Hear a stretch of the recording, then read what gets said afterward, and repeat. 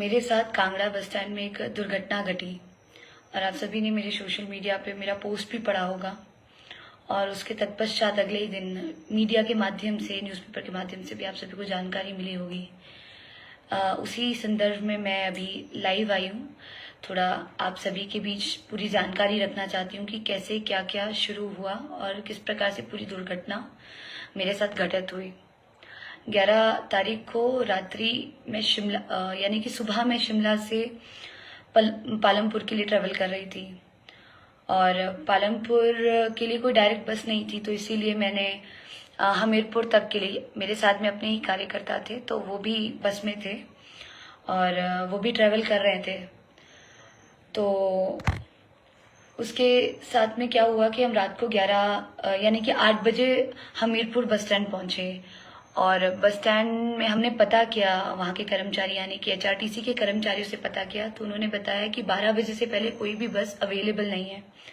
तो मुझे भी सेफ नहीं लगा क्योंकि मौसम खराब था और आप सभी को पता है हिमाचल पहाड़ी क्षेत्र है, बसेस बीच में फंस भी जाती है। तो इसीलिए जिस बस में हम ट्रेवल कर रहे थे वो HRTC की बस थी और उस बस के ही कंडक्टर ने हमें ये सजेस्ट किया कि रात को रिस्क नहीं लेना चाहिए, आप कांगड़ा जाइए, कांगड़ा बस स्टैंड से आपको बस लगातार मिल जाएगी पालमपुर के लिए। तो वही 8 बजे हम जब हमीरपुर बस स्टैंड से निकले तो 11 यानी कि 10:40-50 के आसपास हम कांगड़ा बस स्टैंड पहुंचे और बस स्टैंड पहुंचते ही मैं क्योंकि हम 2 ही लोग थे तो हमारे पास सामान था तो बैग मैंने हमारे जो कार्यकर्ता था उनके पास पकड़ाया। मैं वॉशरूम के लिए गई। वॉशरूम से आते समय मुझे मेरे लेफ्ट हैंड साइड में ऐसा फील हुआ कि बस के पीछे कुछ लोग हैं और मुझे वहां से थोड़ा अच्छा वाइब नहीं आया, पर फिर भी मैंने नजरअंदाज किया ये सोचकर कि बस स्टैंड है और मैक्सिमम लोगों का फुटफॉल वहां पर होता है और लोग बसेस का वेट करते हैं। मैं थोड़ा जल्दी में थी, रात की बात थी और मुझे लगा कि कहीं हमारी बस ना छूट जाए, इसलिए मैं जल्दबाजी में वापस आई। वहीं पर यानी कि हम एग्जिट गेट के बिल्कुल साथ थे तो वहां पर मैं फोन पर बात कर रही थी और चलते चलते वहां पर सामने एक व्यक्ति, मेरे बिल्कुल ऑपोजिट एक व्यक्ति खड़ा हुआ। वो व्यक्ति मुझे घूर रहा था तो मैंने नजरअंदाज किया क्योंकि मैं फोन पर बात कर रही थी तो मैं इधर उधर चल रही थी और हमारे साथ में ऐसे बहुत सारे लोग और भी थे जो कहीं जाने के लिए बस का वेट कर रहे थे। तो वहीं पर सामने एक फैमिली थी, एक भैया थे, उनकी वाइफ थी, एक छोटा सा बच्चा था। तो ऐसे ही हमारे जो कार्यकर्ता थे वो भी बिल्कुल ठीक मेरे सामने ही बैठे थे तो मुझे अटपटा लगा तो मैं उनकी तरफ को गई और क्योंकि मैं ये उनको पता नहीं लगने देना चाह रही थी, जो मेन व्यक्ति जो मुझे गंदे इशारे कर रहा था, तो मैंने उन्हें इशारा किया तो शायद वो भांप नहीं पाए। उसके पश्चात मैं सामने बैठ गई क्योंकि पूरे दिन भर का ट्रैवल था, मैं थक गई थी, मैं सामने बैठ गई। फिर भी मैंने नजरअंदाज किया, मैंने सोचा मैं ज्यादा सोच रही हूँ और क्योंकि हर बार हो सकता है कि हमारी भी गलती हो, हम भी कई बार कुछ गलत सोचकर कोई एक्शन ना ले ले। तो ये मैं बिल्कुल ऑपोजिट सामने उस व्यक्ति के बिल्कुल सामने बैठी। जैसे मैं बैठी उस व्यक्ति ने तब तक जिप ओपन कर दिया अपने पेंट का और जैसे उसने पेंट का जिप ओपन किया उसने मुझे गंदे इशारे फिर से करने शुरू किए, यानी कि किस के इमोजीज मुझे वो पास कर रहा था, आंखों से इशारे कर रहा था कि चल मेरे साथ चल, ऐसे करके, और अपनी जीभ हाथों से उस जीभ को पकड़ रहा था और वो उसका पेंट का जिप ओपन था। मैं ज्यादा विस्तार पे इस बात पे चर्चा नहीं करूंगी क्योंकि ये थोड़ा मेरे लिए सेंसिटिव है क्योंकि मैं एक महिला हूँ, वो एक पुरुष है और वो ऐसी अभद्र हरकतें कर रहा था तो मुझे ये बता पाना थोड़ा इजी भी नहीं है। जैसे ही उसने ये हरकतें करी मुझसे नहीं रहा गया और मुझे ये सुनिश्चित हुआ कि ये व्यक्ति गलत है। मैं उसके सामने गई तो मैंने जोर जोर से चिल्लाया, मैंने कहा कि क्या अश्लील हरकतें कर रहे हैं। उस व्यक्ति ने घबराहट में एकदम से अपना फोन पॉकेट से निकाला और वो उल्टा ही फोन उसने ऐसे कान पे लगा दिया और उसने ऐसे एक्टिंग किया कि जी आप क्या बोल रही हैं। तो मैंने उसका फोन ऐसे लेने की कोशिश की कि किससे बात कर रहा है, तो उस व्यक्ति ने ज्यादा ना बताते हुए उसने किया कि आप क्या बोल रहे हो। उसने मेरा हाथ पकड़ा, मेरा लेफ्ट आर्म पूरा पकड़ा, अपने दोनों हाथों से पकड़ा और मुझे, वो खड़ा हो रहा था, भागने की कोशिश कर रहा था। उसने जिस तरीके से मुझे स्ट्रेच किया वो मेरे लिए थोड़ा गलत था क्योंकि जो एक्शंस उसने पहले किया था वो मेरे लिए थोड़ा एक्सेप्टेबल नहीं था। तो जैसे उसने किया, मैंने उसे फिर से बिठाया और वहाँ के स्थानीय लोग भी, वहाँ पर भीड़ इकट्ठी हो गई।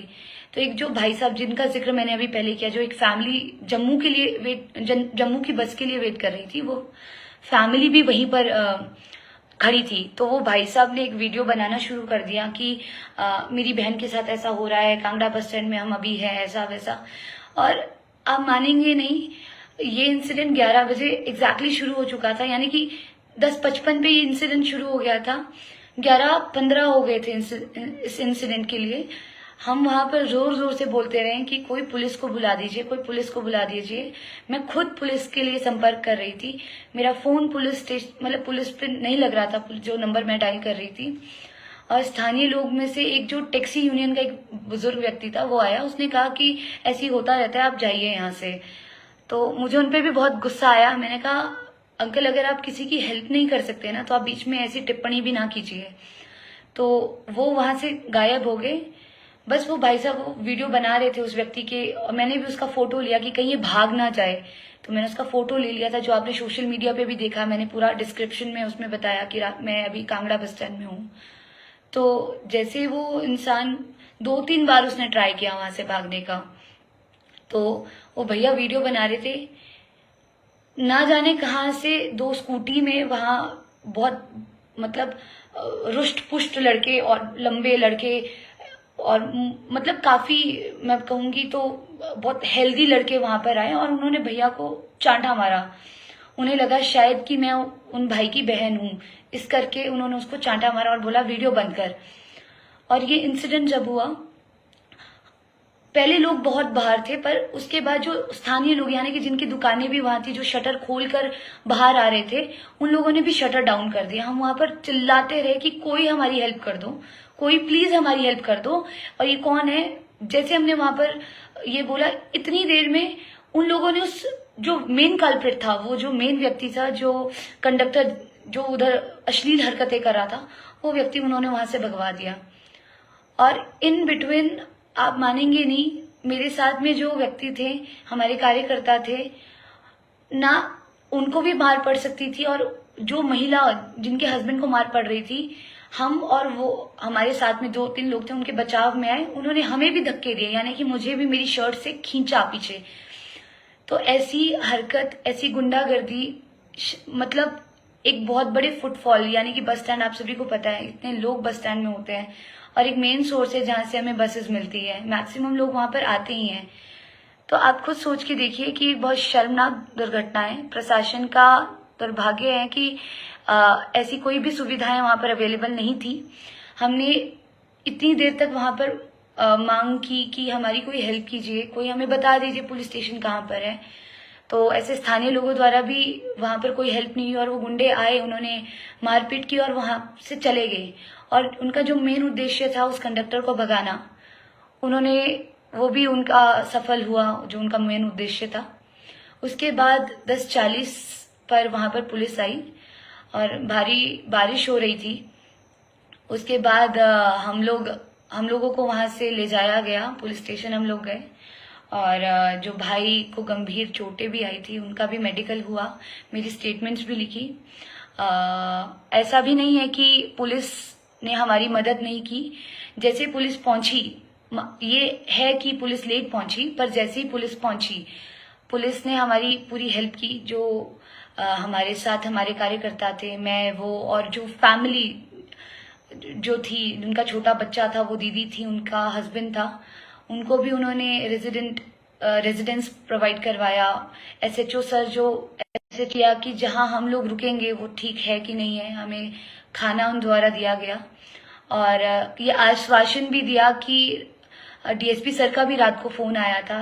डीएसपी सर ने, जो डीएसपी कांगड़ा है, उन्होंने भी हमें आश्वासन दिया कि सुबह होते ही इस पर तुरंत कार्रवाई होगी और आपके सुबह ही हम होते ही आपको गुड न्यूज देंगे और हम उस व्यक्ति को, उस मेन कल्प्रिट को जरूर पकड़ेंगे। और रात को हम 3 बजे के करीब फ्री हुए, सारी फॉर्मेलिटीज पूरी करके। तो कांगड़ा पुलिस द्वारा हमें रुकने की व्यवस्था भी उन द्वारा ही प्रोवाइड की गई, भोजन उन द्वारा प्रोवाइड किया गया।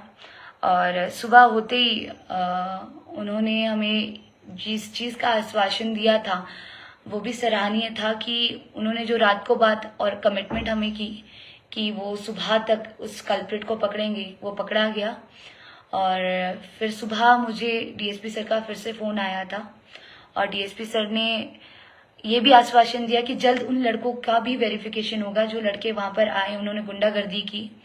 अच्छा, मैं एक चीज और ऐड करना चाहती हूँ कि वो जो कंडक्टर था, आपने देखा होगा, मैंने एक वीडियो भी पोस्ट किया था, वहां के स्थानीय लोगों ने ही बताया कि पहले वो एक वालिया बस का कंडक्टर था और यही 1.5 महीना पहले उसका एक वीडियो भी फेसबुक पे वायरल हुआ था जिसमें वो किसी महिला के साथ छेड़खानी कर रहा था और फिर उसके परिजनों ने उसकी पिटाई भी की थी। वो सेम व्यक्ति वही है जो अभी मूनलाइट बस का कंडक्टर है और अभी कुछ समय ही हुआ था उसे, जो मुझे स्थानीय लोगों ने बताया। मैं उस इन्फॉर्मेशन को आप सभी के साथ साझा कर रही हूँ। तो वो मूनलाइट का ड्राइवर था, अभी पकड़ा गया है, पुलिस कस्टडी में है, उनका वेरिफिकेशन भी हो गया है और SP Kangra, DSP Kangra, SHO Kangra और जितने भी कांगड़ा का पुलिस प्रशासन है, मैं उनका भी तहे दिल से धन्यवाद करती हूँ कि आपने समय रहते हर एक चीज हमें प्रोवाइड करवाई।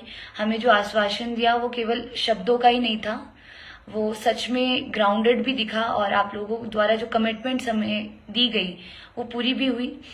और मेरा आप सभी से अनुरोध है, यानी कि हम महिलाएं हैं और मेरी जैसी ना जाने, ये सिर्फ मेरा विषय नहीं है, यानी कि गुंजन ठाकुर के साथ ऐसा इंसिडेंट नहीं हुआ है, ये मेरी जैसी हजारों महिला जो रोज ट्रेवल करती हैं।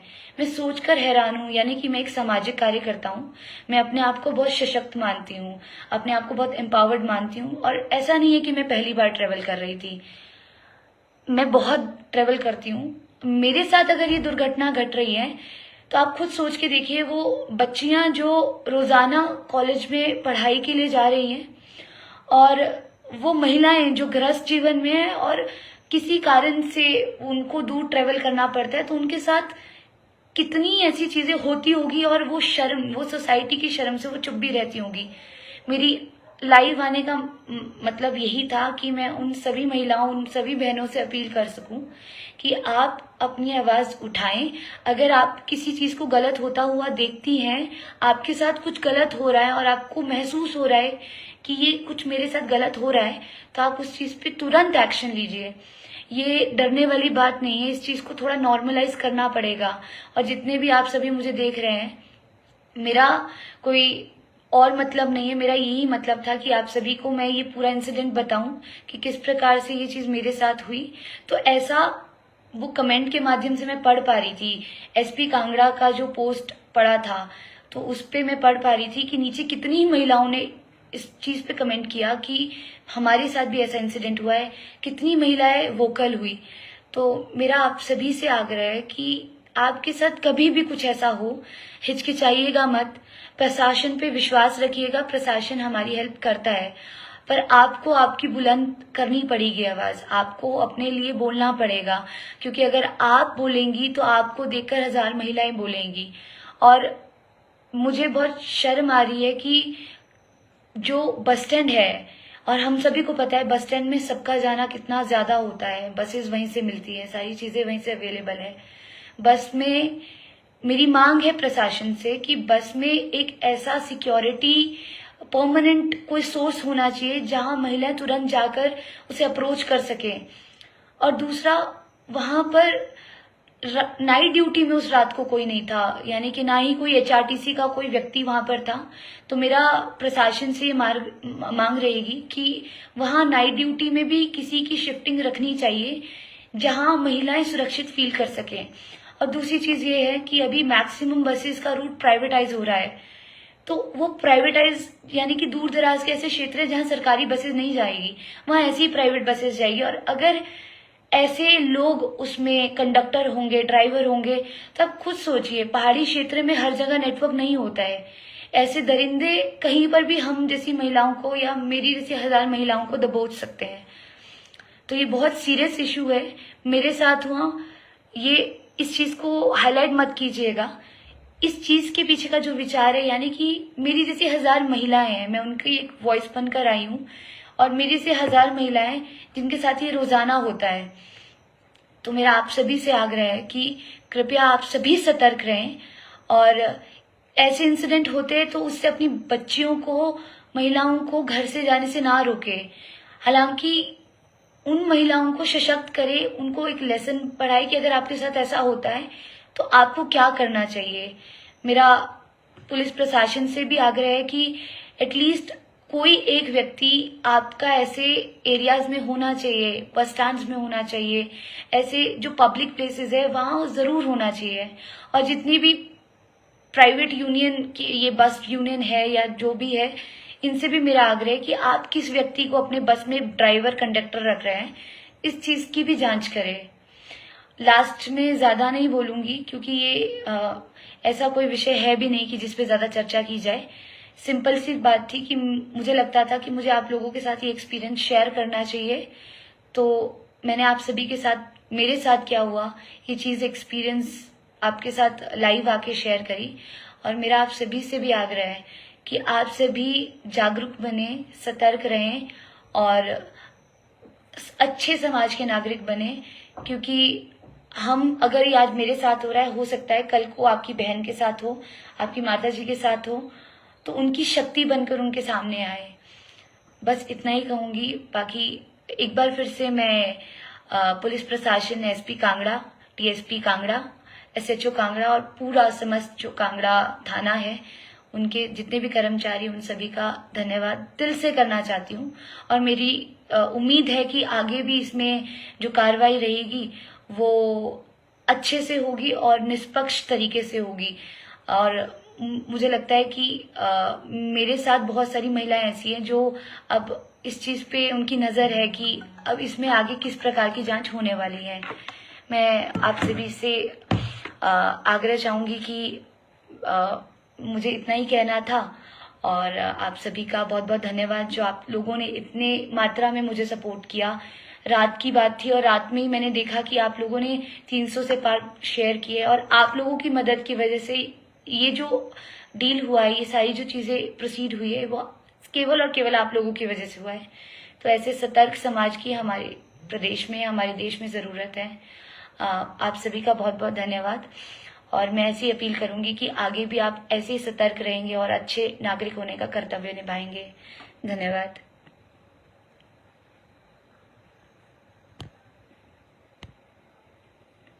और फिक्र हमेशा मेरे साथ रहता है। भूषण ज्वेलर्स, अनमोल रिश्तों के लिए। आया ना मुंह में पानी आया ना। आपने मोमोज तो बहुत खाए होंगे, लेकिन वाह मोमोज के मोमोज नहीं खाए तो क्या ही खाया। टेस्ट की बात करूं तो जब मैं वीडियो बना रही थी ना, तो मुंह में इतना पानी आ रहा था कि जल्दी से मोमोज मिले और मैं खाऊं। वाह मोमोज।